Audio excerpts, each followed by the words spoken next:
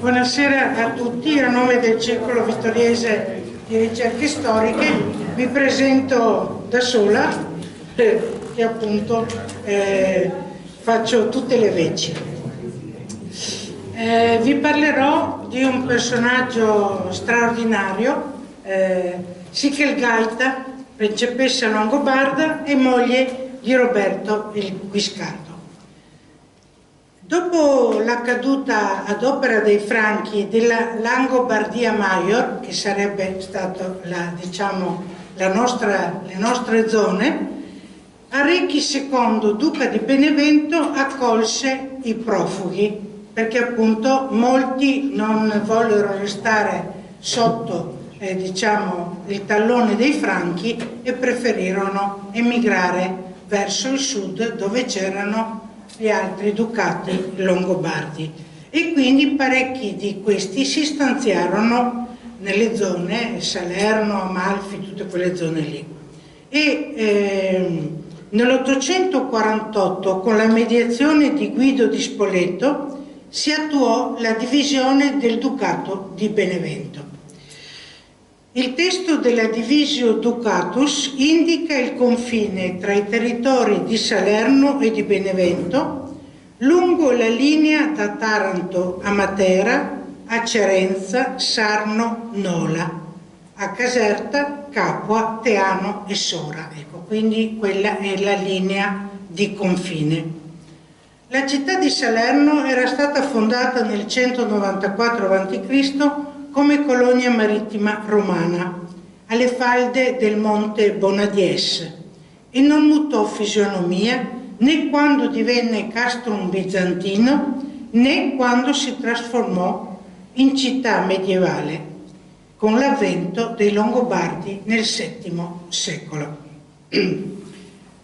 Una lunga cinta muraria ornata di merli e munita di torri era, circondava in un abbraccio la Salerno dei Longobardi, che aveva il suo apice nel castello, svettante sul monte Bonadies.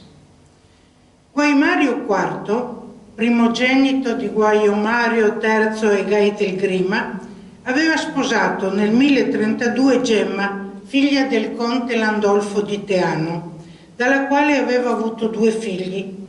Nel 1033 una femmina Altruda e nel 1034 un maschio chiamato Giovanni, come il bisnonno Giovanni II di Spoleto.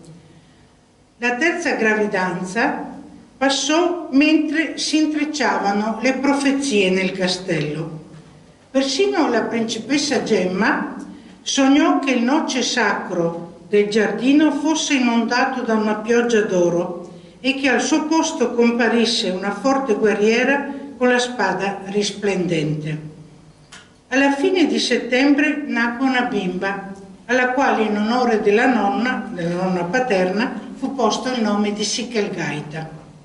Però tutti quanti la chiamavano Gaita.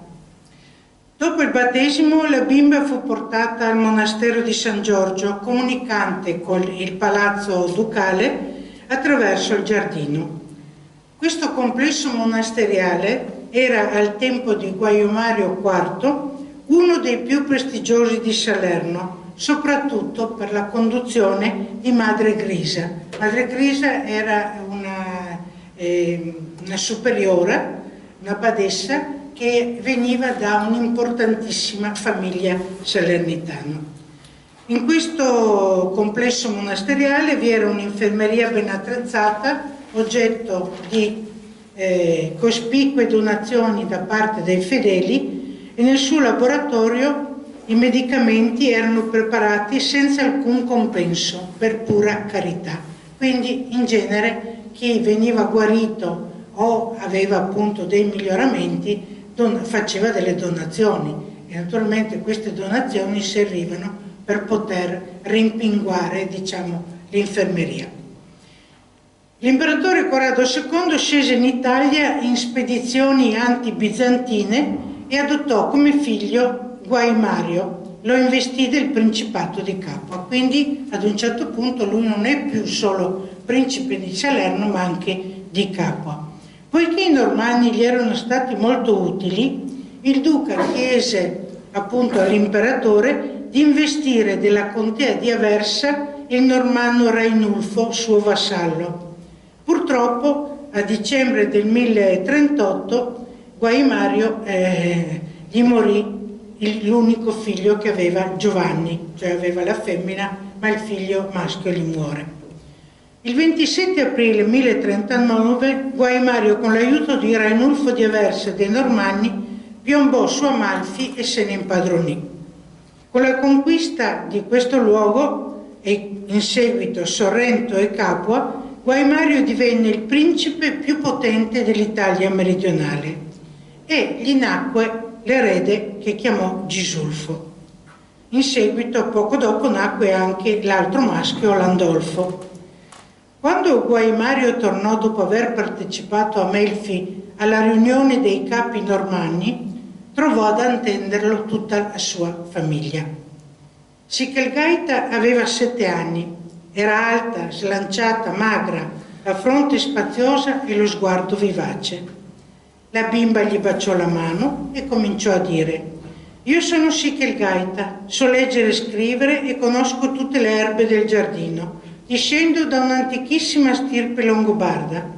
E così continuò a recitare a memoria il nome di tutti i suoi antenati. È bene precisare che la memoria genealogica era di fondamentale importanza per le famiglie longobarde. Il longobardo, se voleva entrare in possesso dell'eredità ed essere degno della sua stirpe, doveva saper recitare a memoria tutti i nomi degli antenati, risalendo fino all'età della migrazione, cioè fino al momento in cui i Longobardi erano entrati in Italia. Guaimario accostò la figlia a sé e la baciò sulla fronte. Gaita trascorse l'infanzia e la fanciullezza nel monastero di San Giorgio, contiguo al palazzo, vivendo momenti felici e spensierati e anche per la vicinanza della sua famiglia. Si sa con certezza che essa conobbe l'arte medica e che la sua perizia in tal campo iniziò sin dalla fanciullezza. Nell'undicesimo secolo i medici di Salerno erano famosi in tutta Europa ed alcuni di essi insegnavano la loro arte nella scuola medica. È noto che le erbe medicinali erano coltivate nei conventi ed arricchivano l'armarium delle monache addette alla cura dei malati, insieme alle droghe importate dall'Oriente, in genere specialmente dagli amalfitani. Non esiste alcun documento su questo periodo di vita di Gaita e di Trotula. La storia è estremamente avara o estremamente al maschile, nei riguardi di queste due donne che ebbero in comune l'ingegno, la volontà, l'intelligenza e lasciarono la loro impronta su quel tempo. L'una fu destinata ad essere personaggio di spicco ed elemento di unione di due poteri.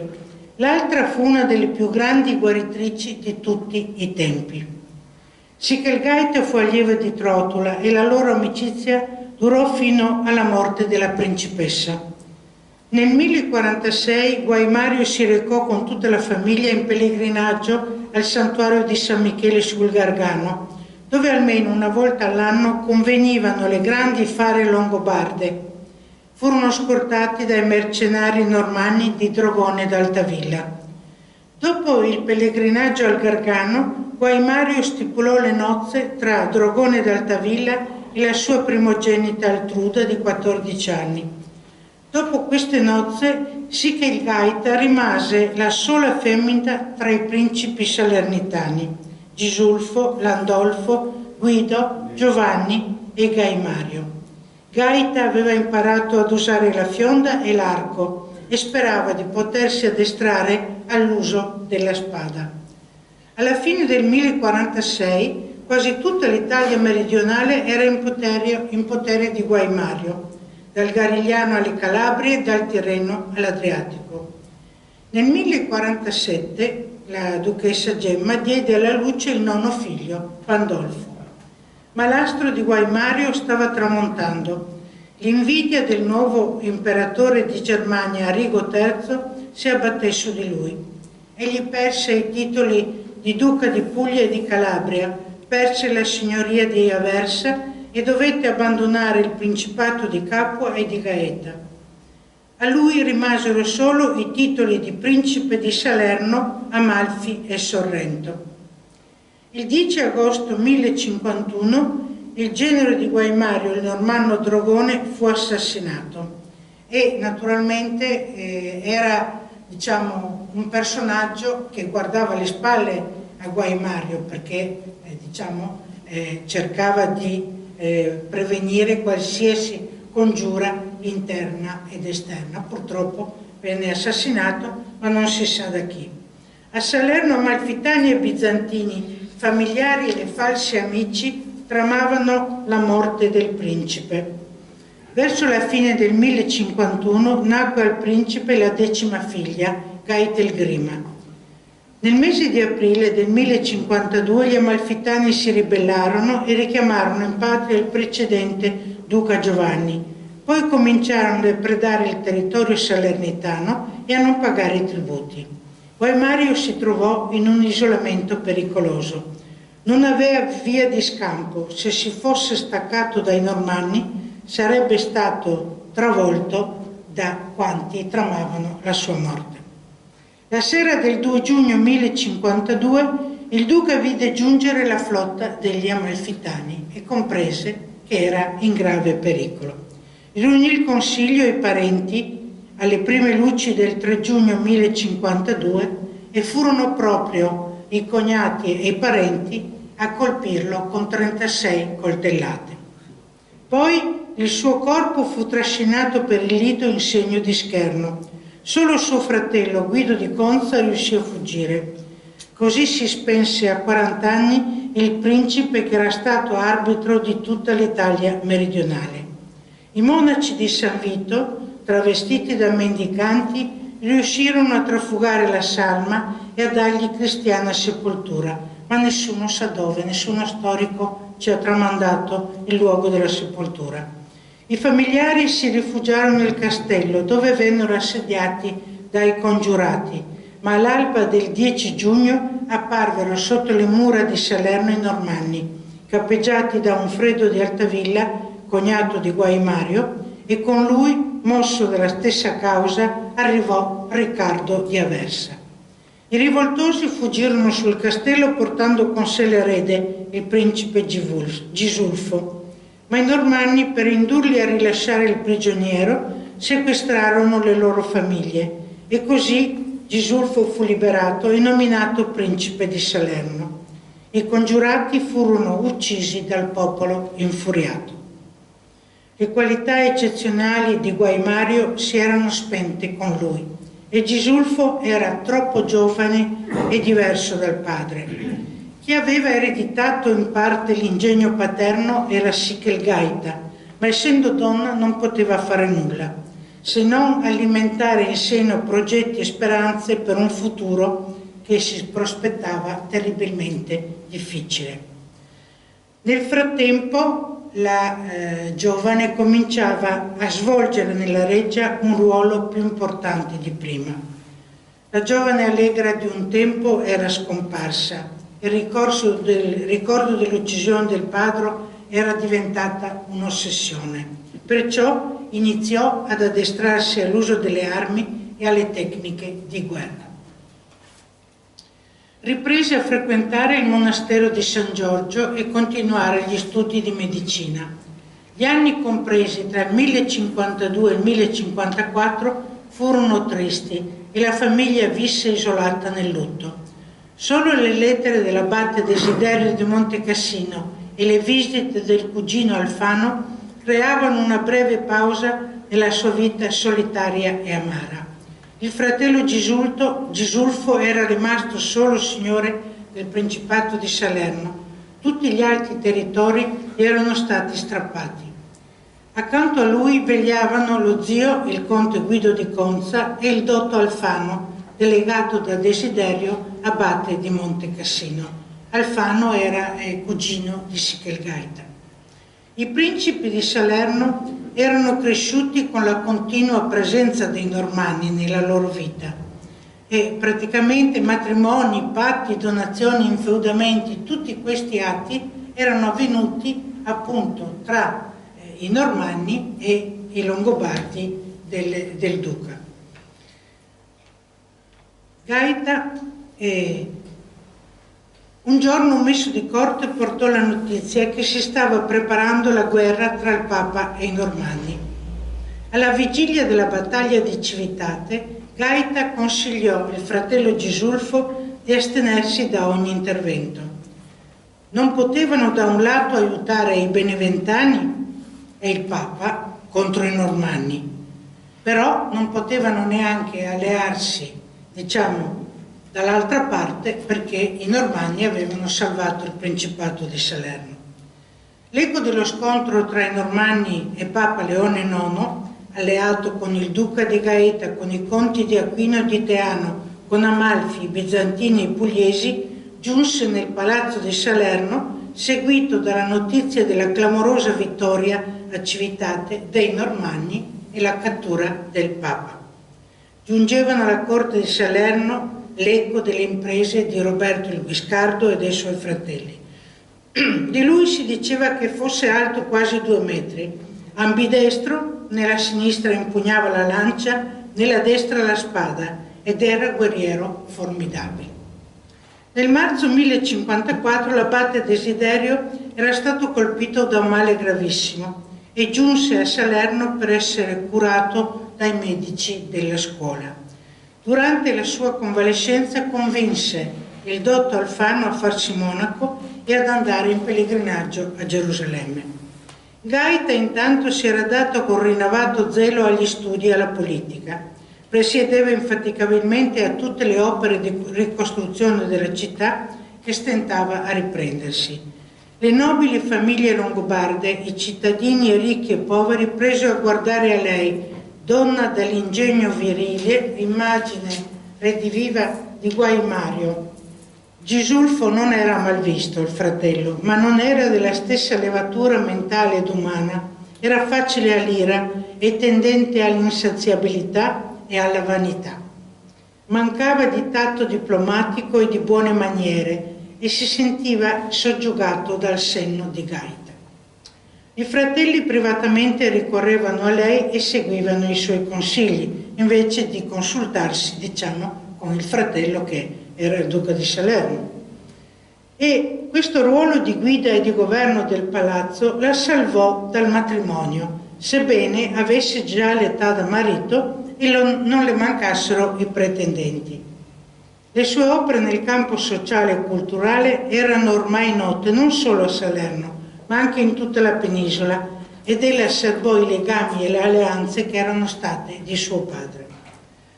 Stranamente, nonostante la rivalità che c'era stata tra Amalfi e Salerno, sì che il Gaeta era molto popolare nel quartiere degli Amalfitani, il Vicus Sante Trofimene. Quando ricorreva l'anniversario del transito delle spoglie di Santa Trofimena, Gaeta era la prima a benedire con l'acqua santa la soglia della chiesa ed a prostrarsi davanti all'icona della santa.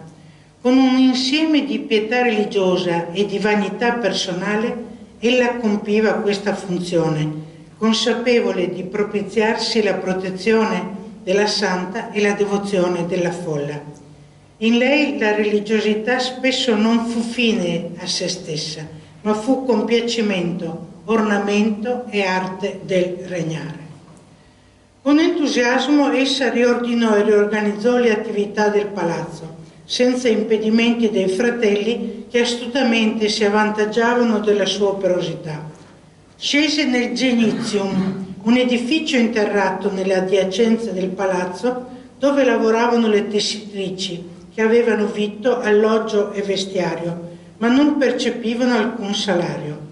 C'era chi cardava la lana, chi batteva il lino, altri lavoravano lino, canapa e lana, altri tagliavano abiti e cucivano. La situazione peggiore era quella di chi tingeva i panni. Molti si ammalavano e morivano presto. La collera della principessa non ebbe limiti ed essa fece frustare e incarcerare i colpevoli. Da quel giorno le tessitrici furono sistemate in un'ala del palazzo dove fu creato un laboratorio di manufatti precursore di uno sviluppo artigianale importante per la città di Salerno. All'interno del palazzo Gaeta creò un opificio ove le ancelle e le serve ricamavano vesti, creavano profumi e belletti secondo gli insegnamenti della grande scienziata Trotula di Ruggero. Sicché Gaeta ristrutturò i padiglioni del Parco Reale, vi stabilì un laboratorio di spezie, rimedi ed erbe medicinali. Nel giro di pochi mesi sorse un centro di sperimentazione e di arrivi di doti importanti arabi e bizantini. Sicché Gaeta aveva una cultura medica notevole, aveva studiato le opere di Ippocrate, di Galeno, di Plinio, di Dioscoride, le regole di Guarimpoto, illustre maestro della scuola medica salernitana, e i testi dei Plateario. Essa non si limitò alla medicina e alla cultura, ma si diede ad equipaggiare i soldati, a migliorare la qualità delle armi e ad addestrarsi con i militi. Volle rinforzare le mura del castello, costruì nuovi bastioni, trasformò in giardini pensili le terrazze sul mare e le riempì di voliere. Fece ristrutturare le sale di rappresentanza, invitò giocolieri e musici, organizzò feste come al tempo della sua infanzia. Amato che la conobbe la definisce nobile di razza, bella di cuore e saggia di testa. Romualdo dice che era onesta, pudica, d'animo virile e provvida nei consigli. Anna Comnena non è imparziale, parlando giustamente di una nemica, e ne mette in rilievo l'imponenza del corpo e la foga bellica che le servirono ad esercitare un indiscutibile comando sui soldati. Sicché Gaeta era alta e imponente, con incedere regale, uno sguardo profondo e penetrante, un'indole autoritaria e complessa, dotata di sensibilità, passionalità e misticismo insieme. Nel marzo 1058 il cugino Alfano fu consacrato arcivescovo di Salerno. Nel frattempo Roberto il Guiscardo ripudiò per consanguineità la moglie Alberada di Buonalbergo, che gli aveva dato un figlio che si chiamava Marco, ma in realtà noi lo conosciamo col suo soprannome, Boemondo. Nell'autunno del 1058 il Guiscardo si recò a Salerno a chiedere la mano di Sicché Gaeta. Essa chiese una notte per soppesare la proposta. Poi l'indomani acconsentì. Il suo soprannome, il Guiscardo, significava l'astuto. Era divorziato appunto da Alberada, aveva 42 anni, 20 anni più di Sicché Gaeta, ma era bello ed aitante, era alto quasi 2 metri, aveva 42 anni, 20 più di lei. Un biondo gigante che non conosceva la paura né l'incertezza né la viltà. Dovunque andasse suscitava rispetto, soggezione e ammirazione. Per l'antica legge, Gaeta, appartenente ad una schiatta principesca longobarda, avrebbe generato figli longobardi, perché questa era, diciamo, l'usanza, secondo l'antico costume germanico, e il suo sangue sarebbe prevalso su quello del marito. Queste erano le consuetudini dei popoli germanici. Ma il giorno stabilito Gaeta vide arrivare lo sposo ed entrare nel palazzo per uscirne subito fuori furibondo ed allontanarsi. Gisulfo, che prima sembrava diciamo favorevole alle nozze, in quel momento aveva rimandato le nozze. Poco tempo dopo Gisulfo richiamò il Guiscardo e gli disse: sì, potrai sposare mia sorella, però bisogna differire le nozze perché al momento io non sono in grado di pagare la dote. Roberto, naturalmente furibondo, rifiutò ogni dilazione. Prese Sichelgaita, la portò in Calabria, dove egli stesso le fece la dote. Praticamente lui doterà Sichelgaita di terre e di castelli. Quindi la dote non verrà pagata dal fratello di Sichelgaita, ma sarà lo stesso Guiscardo a farle la dote. Quando giunsero a Melfi, la capitale dei Normanni, il Guiscardo le annunciò che le nozze sarebbero avvenute l'indomani nella cappella palatina.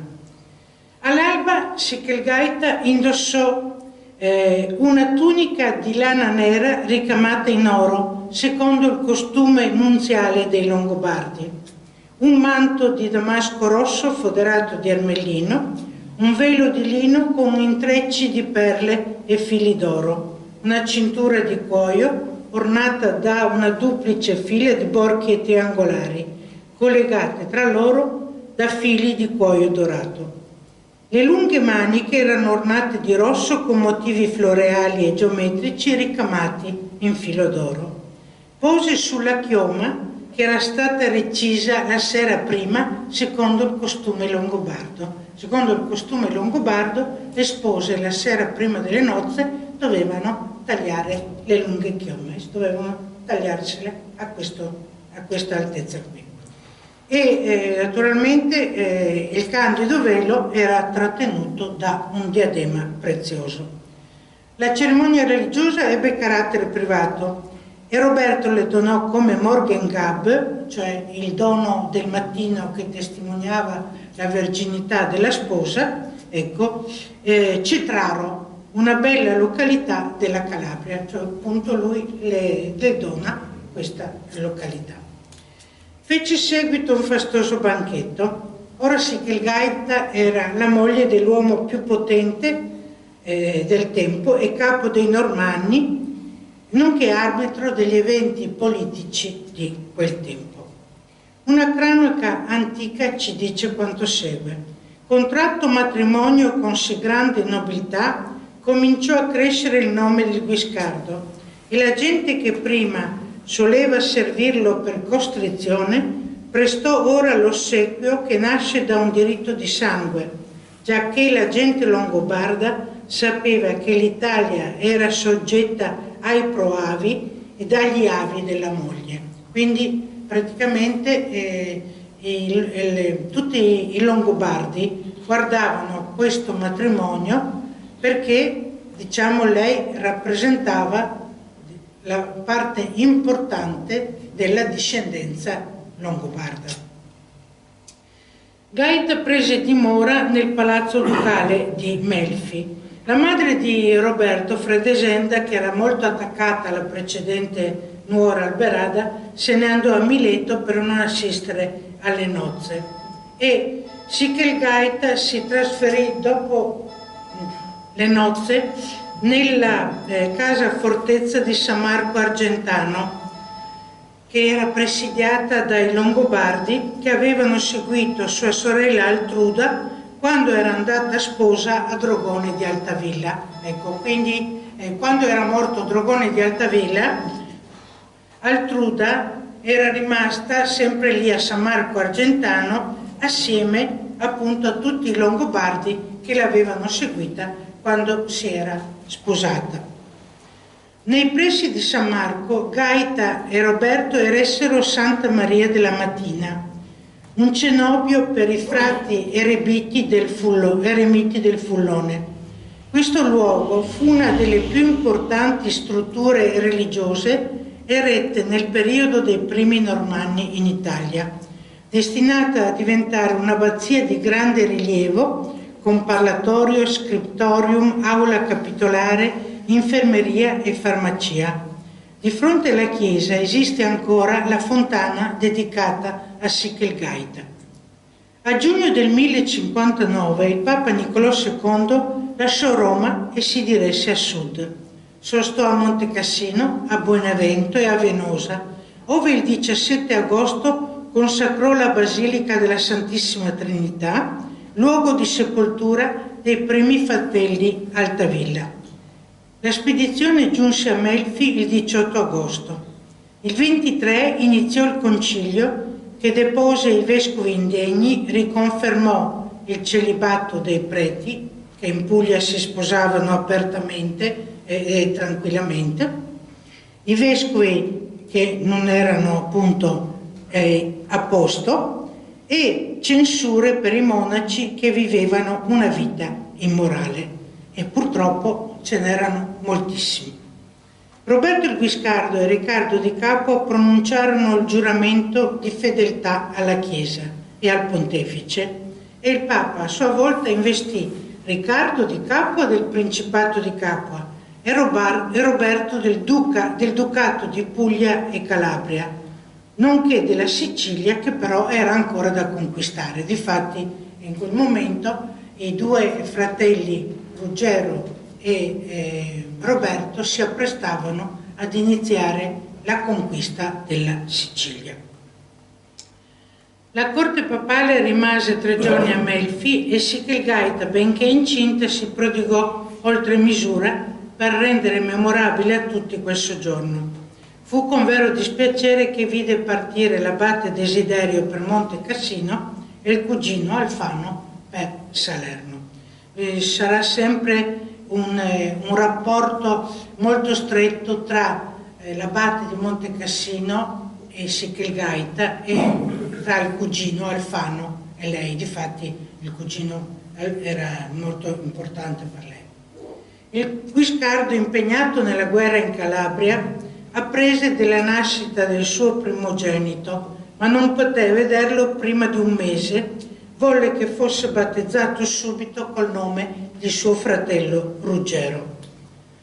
Però indisse grandi festeggiamenti e elargizioni ai poveri.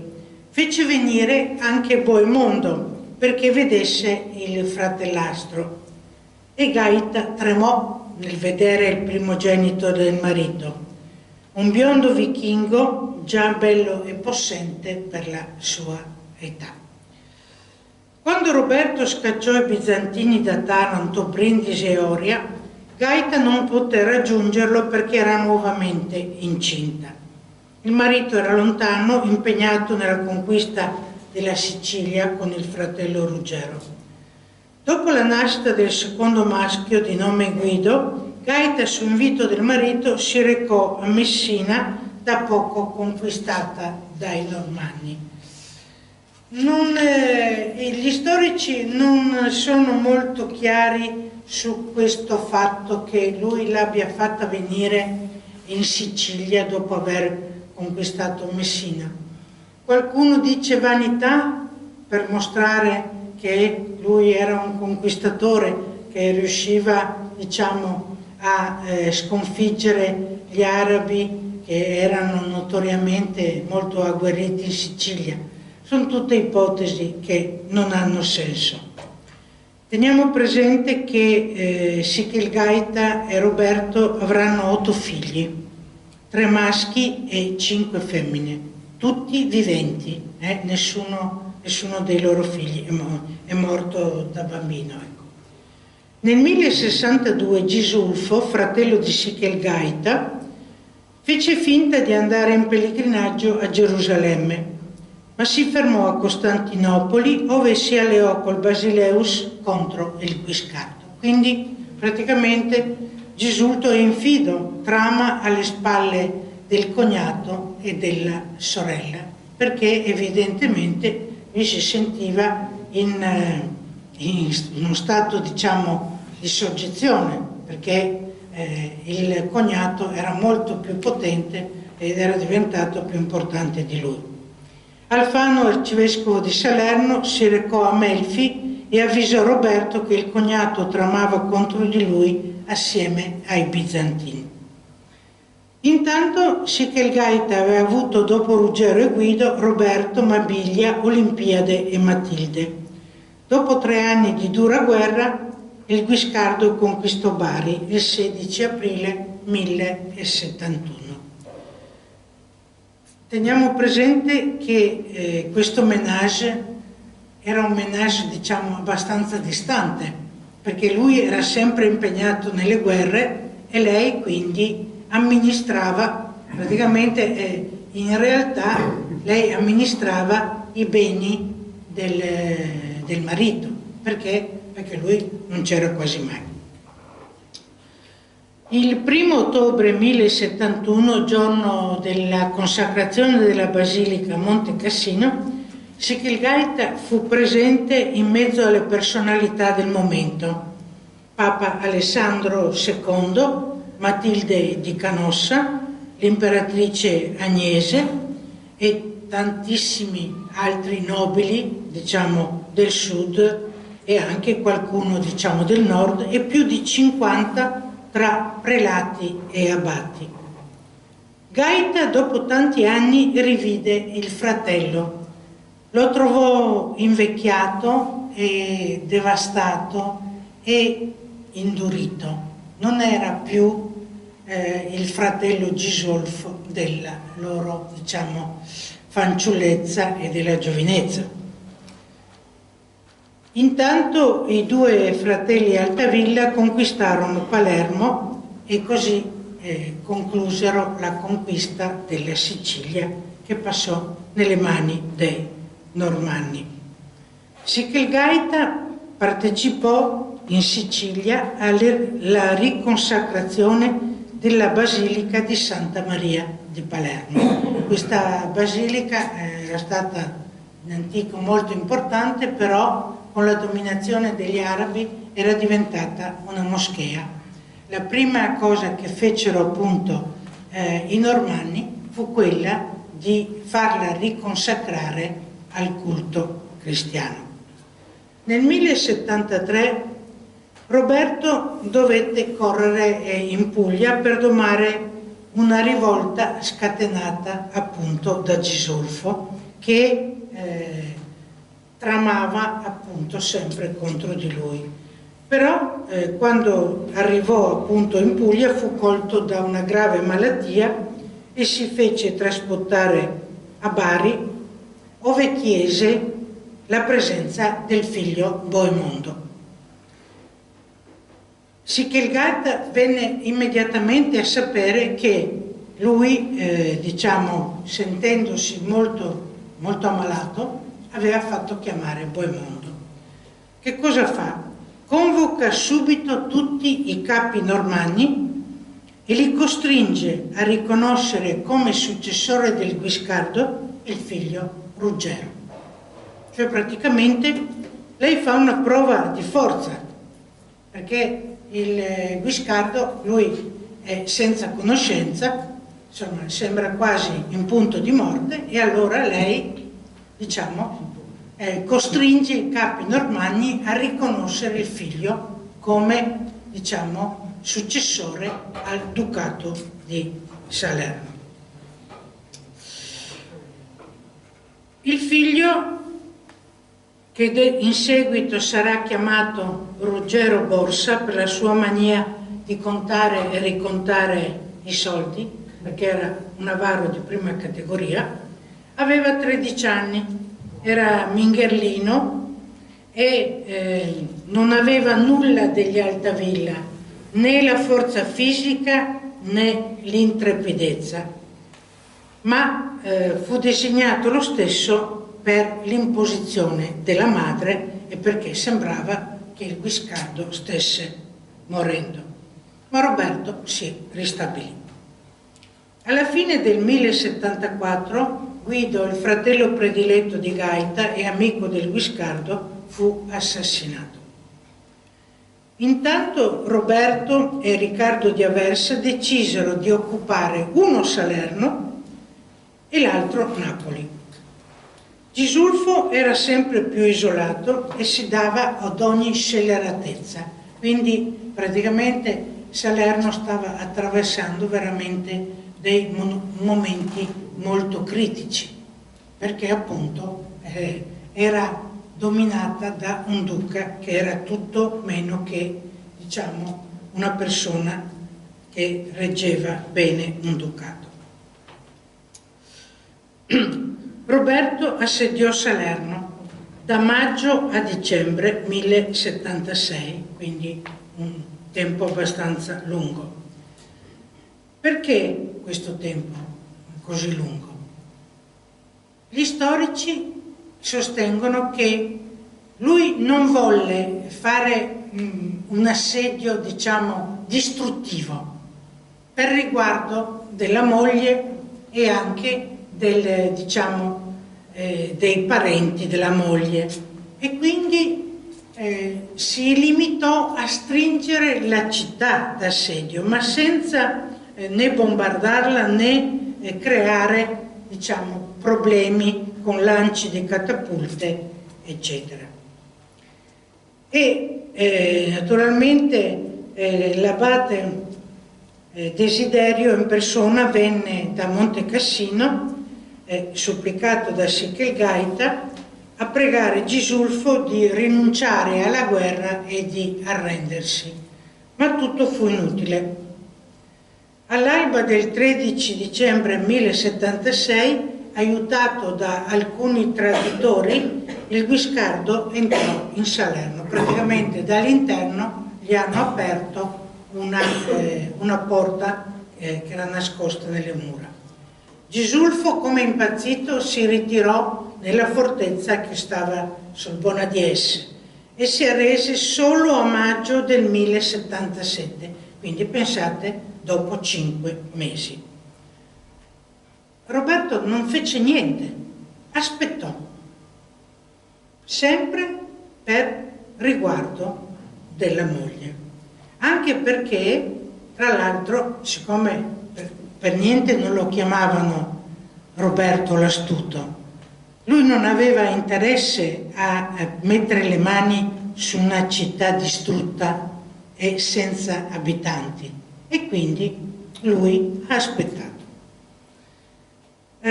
Quando appunto Gisulfo si arrende, lui, il Guiscardo, gli dà 1000 bisanti, cavalli e muli e la libertà di recarsi ovunque. Gisulfo fu prima ospite di Riccardo di Capua, poi del Papa Gregorio VII, che lo elesse governatore delle terre della Chiesa e suo consigliere. Sichelgaita ritornò nella città dei suoi avi, ma lo trovò in stato di abbandono e in condizioni miserevoli. La principessa sognava una nuova era di prosperità per la sua città che doveva iniziare con suo figlio Ruggero. Accecata dall'amore materno e dall'ambizione, essa vedeva in quel giovane esile e insignificante la sintesi della sua stirpe e di quella normanna. Perciò essa si diede, aiutata dall'arcivescovo Alfano, alla ricostruzione della città. Rivolte in Calabria e in Puglia, cappeggiate dai nipoti, costrinsero il Guiscardo a partire in guerra. Sichelgaita riprese le armi e seguì il marito sui campi di battaglia. Di lei Anna Comnena scrisse nella Lessiade: subito imbracciava la lunga lancia e si lanciava nella mischia, incurante dei pericoli. Era qualcosa di terribile questa donna quando era in armi. Teniamo presente che è una nemica che parla, Dalla conquista di Trani in poi la sua partecipazione alla guerra fu costante e rispondente alla sua natura combattiva, ma non le impedì di essere duchessa, amministratrice, studiosa, protettrice della Chiesa e delle arti e benefattrice. Su ordine del Guiscardo fu costruita la nuova reggia chiamata Castel Terracena e la nuova cattedrale di Salerno dedicata a San Matteo. Roberto organizzò una spedizione imponente contro i bizantini per vendicare l'affronto fatto a sua figlia Olimpiade, che doveva sposare il figlio dell'imperatore, ma era stata chiusa in convento perché si era fatto avanti un usurpatore. Nella spedizione, durante lo scontro di Durazzo, molti cavalieri fuggirono e fu Sichelgaita che li inseguì gridando: «Fino a quando fuggirete? Fermatevi, siate uomini». Quindi pensate un po', insomma, quale, grinta aveva questa donna. Così essi rientrarono in battaglia e lei, penetrando nel folto della mischia, fu ferita da una freccia e scampò miracolosamente alla cattura. Il 21 febbraio 1082 il Guiscardo entrò in Durazzo. Le traversie di Papa Gregorio VII costrinsero Roberto a rientrare in Italia, a soccorrerlo e ospitarlo a Salerno. E il Papa morì appunto a Salerno e difatti è sepolto nella cattedrale di Salerno. Alla fine di settembre 1084 Roberto partì da Salerno con la moglie e i 3 figli maschi, ma si sentiva sicuro per la presenza di Boemondo, il più forte dei suoi guerrieri. A gennaio 1085 scoppiò un'epidemia tra le schiere normanne, ma lo stato gravissimo di Boemondo fece sì che venisse portato a Salerno per curarlo, perché lì a Durazzo non erano in grado di curarlo. Caddero forti sospetti su Sichelgaita di aver avvelenato il figliastro per proteggere la posizione traballante del figlio Ruggero. Alcune cronache sostengono che fu Trotula di Ruggero a salvare Boemondo dalla morte, ma egli non riacquistò più colore nel viso. Praticamente Boemondo, dopo guarito da questo avvelenamento, da questa cosa, praticamente rimase completamente bianco nel viso, cioè non aveva più colori. Non si sa perché, nessuno lo spiega di che cosa può essere stato questa forma di avvelenamento. E un medico ce lo potrebbe dire. L'avrebbero già detto se... Sì, perché nessuno dei medici della scuola salernitana riuscì a capire l'origine di questo avvelenamento. Dunque, all'inizio dell'estate Roberto inviò il figlio Ruggero a conquistare Cefalonia. Subito Sichelgaita affiancò nella guerra il figlio prediletto. Evidentemente sapeva che lui non era all'altezza di condurre da solo le schiere appunto dei Normanni. Roberto il Guiscardo, durante la navigazione verso Cefalonia aveva iniziato a star male e fu portato nella piccola fortezza sul capo Ater. Ci si chiede, fu Sichelgaita ad ucciderlo per preservare il trono al figlio, o fu l'epidemia che falcidiò l'esercito normanno a colpire anche il Guiscardo? La risposta rimane tra i misteri e i dubbi della storia, perché nessuno è riuscito, a darci una versione possibile. Era il 17 luglio del 1085.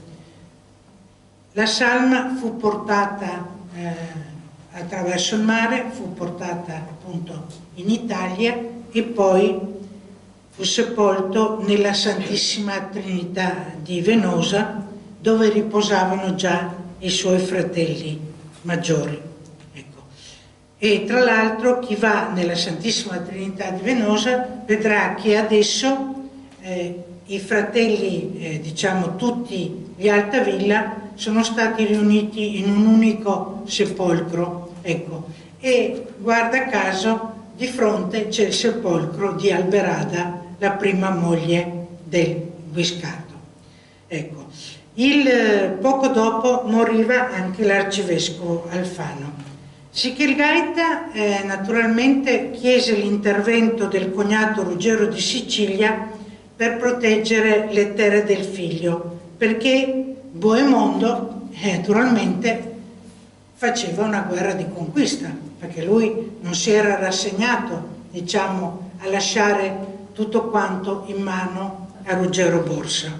E appunto per avere l'aiuto del cognato Ruggero, Sichelgaita dovette concedergli i castelli della Calabria, quindi Ruggero ebbe anche i castelli della Calabria. In questo periodo Sichelgaita nei documenti viene chiamata Dux, praticamente è lei la reggente a nome del figlio, è lei che regge appunto le sorti del ducato di Salerno. La guerra tra Boemonto e Ruggero si concluderà dopo 4 anni, nel settembre del 1089, quando Ruggero cedette a Boemonto Bari ed ebbe in cambio Cosenza. Quindi a questo punto Boemonto ebbe tutta la Puglia, praticamente la Puglia passa sotto il suo dominio. Dopo il Natale del 1089 un male lento e inesorabile costrinse la Sichelgaita a letto. Essa si spense il 27 marzo 1090. Per suo desiderio fu sepolta nell'abbazia di Monte Cassino. Il chiostro dei benefattori, che racchiudeva la sua tomba, è stato distrutto nell'ultima guerra mondiale. Era doveroso riscattare Sichelgaita dall'oblio della storia, quasi sempre al maschile, con le sue passioni e i suoi odi, con la sua fierezza e il suo amore per Salerno e la forza della sua stirpe longobarda, di cui fu l'ultima grande principessa. Se Salerno rinacque e prosperò, fu merito esclusivo di Sichelgaita. Grazie.